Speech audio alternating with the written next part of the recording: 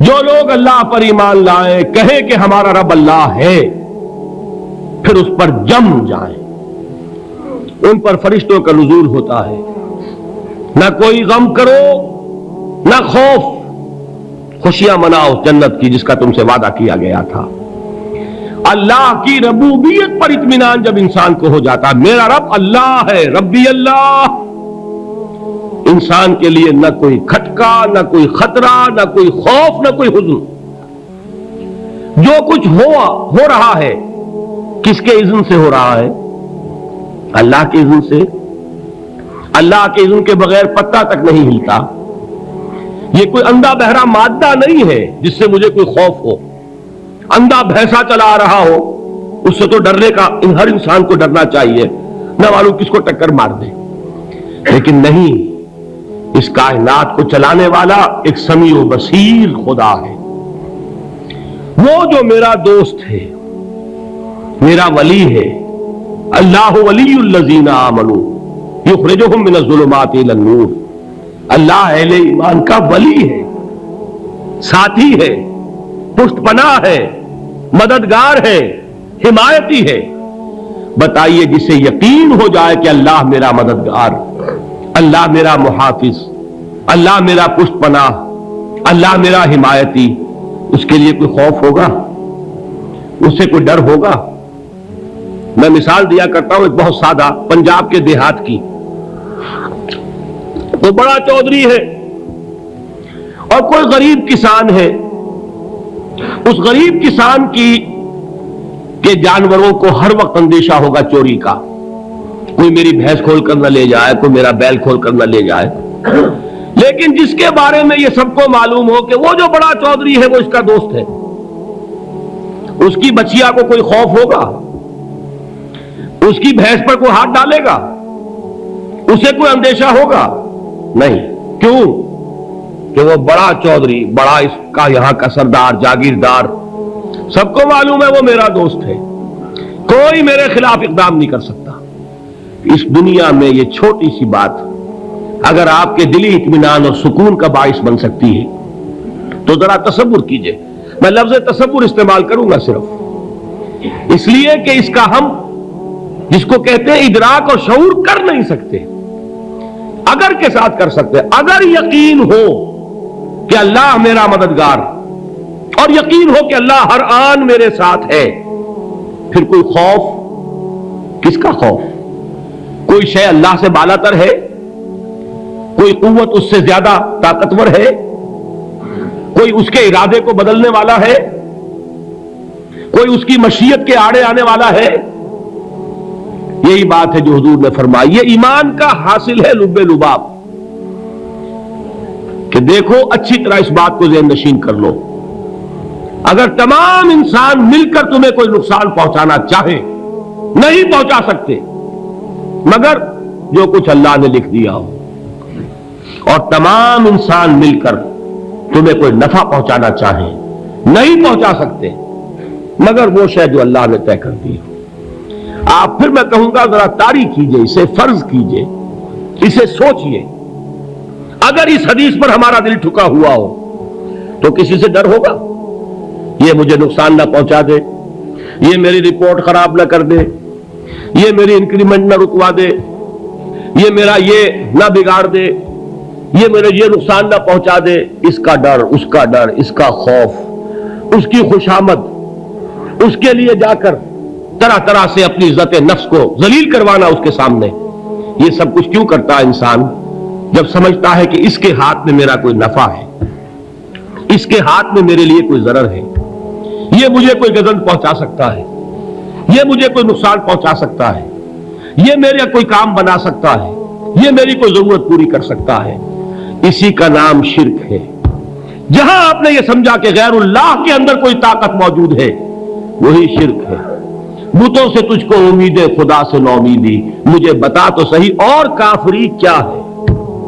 شرک تو یہ ہے جس پر بھی تمہیں یہ خیال ہے، کلمہ ہے یہ کلمہ سوم، لا حول ولا قوت الا باللہ، ذرا اس پر دل کو کبھی اگر آپ تصور کریں، پھر فرض کریں، دل ٹھک جائے، اس پر کوئی طاقت نہیں۔ یہی بات تھی جو شیخ عبد القادر جیلانی رحمۃ اللہ علیہ نے اپنی وصیت میں اپنے بچے سے کہی. 11ویں دینے والے ہیں لیکن حضرت شیخ عبد القادر جیلانی کی وصیت اور تعلیمات کو کتنے لوگ ہیں جانتے ہو؟ یہ جن مقامات تک پہنچے ہیں وہ کس چیز کی بدولت پہنچے؟ انہوں نے جو پیغام دیا وہ کیا تھا؟ اے میرے بچے، جس طریقے سے قرآن مجید میں حضرت لقمان کی نصیحتیں جو ہے نقل کر دی گئی ہیں، میں یہ عرض کروں گا بالفرض اگر قرآن حضرت عبد القادر جیلانی کے بعد نازل ہوا ہوتا تو شیخ عبد القادر کی یہ نصیحتیں بھی قرآن میں درج ہوتی. اتنی اونچی نصیحتیں ہیں. اے میرے بچے، اس حقیقت کو ذہن نشین کر لے، لا فاعل فی الحقیقت ولا مؤثر الا اللہ. اس کائنات میں نہ کوئی فاعل حقیقی ہے نہ مؤثر حقیقی ہے سوائے اللہ کے. کسی شے میں کوئی تاثیر نہیں اگر اللہ نہ چاہے. آگ جلا نہیں سکتی اگر اللہ نہ چاہے. پانی ڈبو نہیں سکتا اگر اللہ نہ چاہے. زہر ہلاک نہیں کر سکتا اگر اللہ نہ چاہے. کوئی چیز فائدہ نہیں پہنچا سکتی اگر اللہ نہ چاہے. تو در در پہ کیوں سر جھکاتے ہو؟ در در پر کیوں جبیں سائی کرتے ہو؟ سب کے سامنے کیوں ہاتھ پھیلاتے ہو؟ ایک اللہ سے مانگو. ایک اللہ کے سامنے زمین پر اپنی جبین رکھو. لا فاعل فی الحقیقت ولا مؤثر الا اللہ. نظر آتا ہے ہمیں کہ پانی پیاس بجھا دیتا ہے. پیاس بجھانے کی صلاحیت پانی میں نہیں ہے، اللہ کے اذن سے. کھانا بھوک مٹا دیتا ہے. بھوک مٹانے کی صلاحیت کھانے میں نہیں ہے، اذن رب میں ہے. دیکھیے یہی یقین تھا. حضرت موسیٰ علیہ السلام کا واقعہ یاد کیجئے. سامنے سمندر آ گیا ہے. قوم دیکھتی ہے پیچھے کہ گرد و غبار کا طوفان ہے. معلوم ہوا کہ فرعون اپنے لشکر سمیت آ گیا ہے. لشکر جب چلتا تھا تیز رفتاری کے ساتھ تو گرد و غبار کا جو طوفان اٹھتا تھا اس کا تصور کیجیے. اور لمحہ بلمحہ وہ قریب آ رہا ہے. پوری قوم نے کیا کہا؟ اے موسیٰ انا لمدرکون. اے موسیٰ ہم تو پکڑے گئے. قرآن مجید نے تو یہاں وہ باتیں نہیں لکھی ہیں لیکن تورات میں یہ درج ہے کہ بنی اسرائیل جھگڑنے لگے، دست و گریبان ہو گئے موسیٰ کے ساتھ. موسیٰ ہمیں یہاں مروایا لا کر، اس سے تو ہم ہی بہتر تھے. وہاں کھانے کو ملتا تھا، زندگی تو تھی، بیگار ہم کر رہے تھے، موت تو نہیں تھی. اب جو کچھ ہوگا اس کا تصور کرو، جس طریقے سے ہمارے ٹکڑے اڑائے جائیں گے. تو لڑ رہے ہیں حضرت موسیٰ علیہ السلام سے. یہ تورات کی تفصیل ہے. قرآن میں صرف اتنا آیا ہے، پریشان ہو کر انہوں نے کہا انا لمدرکون. موسیٰ ہم تو پکڑے گئے. اس وقت موسیٰ کا جواب کیا ہے؟ کلا ان معی ربی سیہدین. نہیں، میرے ساتھ میرا رب ہے، وہ راستہ دے گا. بتائیے کہاں راستہ نظر آ رہا ہے؟ یہ ہے ایمان بالغیب. راستہ نظر نہ آئے تب اللہ پر یقین ایمان ہے. جیب میں پیسے ہوں اور تب دل کو اطمینان ہے تو ایمان کس پر ہوا؟ پیسے پر، اللہ پر نہیں. جب وسائل و ذرائع نہ ہو اور پھر یقین ہو کہ اللہ مسبب الاسباب ہے، وہ اسباب کا پابند نہیں ہے، وہ اسباب کا محتاج نہیں ہے، اسباب اس کے محتاج ہے. اگر یہ یقین ہے تو اللہ پر ایمان ہے. یہ نہیں ہے تو تمہارا ایمان اسباب پر ہے، وسائل پر ہے، ذرائع پر ہے، مادیات پر ہے، اللہ پر نہیں. اس وقت کہاں راستہ تھا؟ کوئی راستہ تھا؟ سمندر ہے اور ادھر سے لشکر آ گیا ہے. کلا ان معی ربی سیہدین. اب دیکھیے ایمان کہہ دینا آسان ہے، ہوا معکم اینما کنتم. جہاں کہیں بھی تم ہوتے ہو اللہ تمہارے ساتھ ہوتا ہے. لیکن اس کا یقین قائم ہو جائے تو زمین و آسمان کا فرق واقع ہو جائے. یہی بات ہوئی حضور کے ساتھ. غار ہے، چھپے ہوئے ہیں محمد رسول اللہ اور آپ کے وہ یار غار ابو بکر صدیق رضی اللہ تعالی عنہ. اقبال نے حضرت ابو بکر کی شان میں چند اشعار کہے صرف، لیکن واقعہ یہ ہے کہ بھاری بھاری نظموں پر اور قصیدوں پر بھاری ہے. طویل ترین نظمیں اور قصیدے ہوں ان پر بھاری ہے. ہمت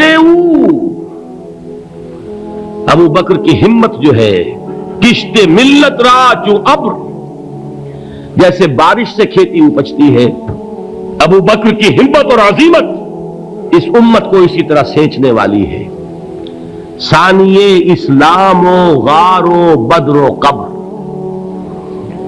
وہ دوسرے تھے اسلام میں، دوسرے پہلے کون تھے؟ انا اول المومنین، حضور فرماتے ہیں سب سے پہلا ایمان لانے والا میں، دوسرے ابو بکر۔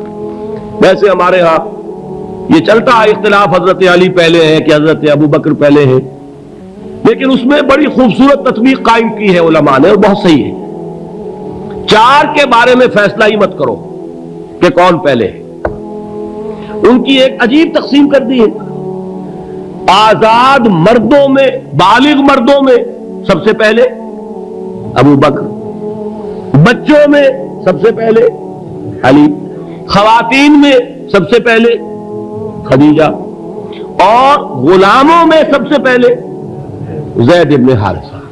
بڑی پیاری تقسیم ہے، یہ چاروں ہی پہلے ہیں، ہر ایک کے لیے اولیت ہے۔ اور واقعہ یہ ہے کہ اگر زمانی اعتبار سے تعین ہوگا تو پہلے خدیجۃ الکبریٰ آئیں گی رضی اللہ تعالی عنہ، کسی اور سے بات کرنے کی نوبت بعد میں آ سکتی ہے، پہلے تو اہلیہ محترمہ سے بات ہوئی، آتے ہی پہلی وحی ہوئی ہے، ابھی تبلیغ کا حکم نہیں تھا، کس کو بتایا واقعہ؟ ابھی اپنی نبوت کی تبلیغ کا تو حکم ہی نہیں آیا، واقعہ کس کا ہے؟ وہ خدیجہ کا ہے۔ جب کہا ہے کہ خشیت علی نفسی، مجھے اپنی جان کا اندیشہ ہے، تو کیا جواب دیا خدیجہ نے رضی اللہ تعالی عنہا؟ وہ صدیقۃ الکبریٰ ہے، صدیقات جو ہے خواتین ان میں چوٹی پر خدیجۃ الکبریٰ ہے رضی اللہ تعالی عنہا، اور صدیق جو مرد ہیں ان میں صدیق اکبر ہے ابو بکر صدیق رضی اللہ تعالی عنہ، لیکن صدیقات میں چوٹی پر۔ جب حضور نے فرمایا خشیت علی نفسی، کیا فرمایا، کیا عرض کیا، کیسے تسلی دی؟ نہیں نہیں، اللہ آپ کو ضائع نہیں کرے گا، آپ غریبوں کے ہمدرد ہیں، آپ مساکین کے تکالیف رفع کرنے والے ہیں، آپ بیواؤں کی سرپرستی کرتے ہیں، آپ مسافروں کی خدمت کرتے ہیں، اللہ آپ کو ضائع نہیں کرے گا۔ یہ یقین ہے اس خاتون کے اندر۔ خیر وہ ایک علیحدہ بات ہو جائے گی۔ میرے دل پر حضرت خدیجہ رضی اللہ تعالی عنہ کی شخصیت کا بڑا گہرا نقش ہے، جو وہ کوئی اور ہی وقت اور موقع ہوا تو بیان ہوگا۔ بہرحال اقبال نے ایک مصرے میں جو چار اولیتیں جمع کر دی ہیں، ہمت او کشت امت را چو ابر، ثانی اسلام و غار و بدر و قبر۔ اسلام میں حضور کے بعد پہلے کون؟ ابو بکر۔ غار میں حضور کے ساتھ کون؟ ابو بکر۔ بدر کی رات اللہ کا رسول سر بسجود، وہ گھاس پھوس کی جو جھوپڑی بنائی گئی تھی، اور وہاں تلوار ننگی لے کر پہرا دینے والا کون؟ ابو بکر۔ اور اس حجرہ عائشہ میں محمد کے بعد سب سے پہلے دفن ہونے والا کون؟ ابو بکر رضی اللہ تعالی عنہ صلی اللہ علیہ وسلم۔ وہ جو معاملہ میں سنا رہا تھا غار ثور کا، حضرت ابو بکر بھی حضور کے خیال سے لرز گئے ہیں۔ آپ کو یاد ہوگا کہ جا کر پہلے تمام جتنے سوراخ تھے انہیں بند کیا ہے، ایک سوراخ رہ گیا تھا جس کو بند کرنے کے لیے کوئی کپڑا نہیں تھا، وہاں اپنی ایڑی رکھی ہے، تب کہا ہے حضور سے تشریف لائیے، اور اپنے زانو پر حضور کو لٹایا ہے، اور وہاں کسی موذی جانور نے کاٹا ہے، حضور کی آنکھ لگ گئی تھی، اس وقت اس بل کے اندر جو بھی بچھو ہے کیا ہے واللہ عالم، اس نے کاٹا ہے، اس کی تکلیف کی وجہ سے ابو بکر کی آنکھوں سے آنسو ٹپک گئے، حضور کے چہرے مبارک پر پڑے ہیں کہ حضور جاگے ہیں، معاملہ کیا ہے؟ ایڑی نہیں ہٹائی وہاں سے، مبادا وہ جانور وہاں سے نکل کر محمد الرسول اللہ کو کوئی گزن پہنچا دے، ابو بکر کی ایڑی ہے، جس طرح چاہے کھا لے، ختم کر دے، جان نکل جائے تب کوئی آنچ آئے محمد پر تو آئے، لیکن جیتے جی نہیں۔ وہ ہے ابو بکر۔ حضور کے خیال سے اس وقت حضور نے پھر اپنا لعاب دہن لگایا ہے، اور اس سے پھر آپ کی تکلیف ختم ہوئی۔ جیسے خیبر میں حضرت علی کی آنکھ دکھ رہی تھی، اس کو جو شفا حاصل ہوئی وہ بھی حضور کے لعاب دہن سے ہوئی۔ تو بہرحال اس وقت انہوں نے کہا ہے کہ اے نبی یا رسول اللہ، اگر اس وقت ان میں سے کسی نے غیر ارادی طور پر بھی اپنے قدموں کی طرف جھانک لیا تو پکڑے جائیں گے۔ کیا جواب تھا اللہ کے رسول کا؟ لا تحزن ان اللہ معنا، اللہ ہمارے ساتھ ہے، کیوں گھبراتے ہو ابو بکر؟ یہ ہے ایمان باللہ، میرا مالک اللہ، میرا رازق اللہ، میرا محافظ اللہ، میرا مددگار اللہ، میرا پشت پناہ اللہ، میرا دوست اللہ۔ یہ دوستی ہے اللہ کی جو لب لباب ہے، حاصل ہے ایمان کا، اسی کا نام ولایت ہے۔ اولیاء اللہ کے سروں پر سینگ نہیں ہوتے، جس کے دل میں ایمان راسخ ہو چکا ہو وہی اللہ کا ولی ہے، جسے اللہ پر یقین ہو چکا ہے وہی اللہ کا ولی ہے، جسے یقین ہے اللہ میرے ساتھ ہے، میرا مددگار، میرا پشت پناہ، میرا ساتھی، میرا دوست، میرا محبوب، میرا محب۔ اللہ اہل ایمان سے محبت کرتا ہے۔ واللہ یحب الصادقین، ان اللہ یحب الذین یقاتلون فی سبیلہ صفا کانہم بنیان مرصوص۔ اللہ محبت کرنے والا، اہل ایمان محبوب، اور اہل ایمان محبت کرنے والے اللہ محبوب۔ والذین آمنوا اشد حبا للہ۔ آپ تصور کیجئے جسے یہ رشتہ ایمان یا رشتہ ولایت حاصل ہو جائے، الا ان اولیاء اللہ لا خوف علیہم ولا هم یحزنون، آگاہ ہو جاؤ، اللہ کے دوستوں کے لیے نہ کوئی خوف ہے نہ کوئی حزن ہے۔